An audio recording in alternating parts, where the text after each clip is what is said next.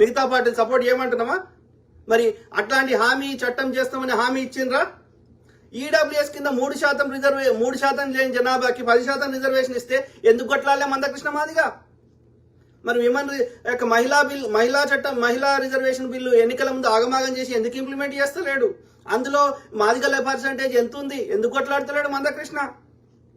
అంటే జాతికి ద్రోహం చేస్తూ ఏది మొత్తం జాతి యొక్క వాళ్ళని తీసుకుపోయి నువ్వు వానికి కాళ్ళ కింద పెడతా అంటే వాడిని నేను అగ్గు చేసుకున్నాడనో లేకపోతే వాడిని చిల్లరిస్తా అంటే మరి తిట్టరారా?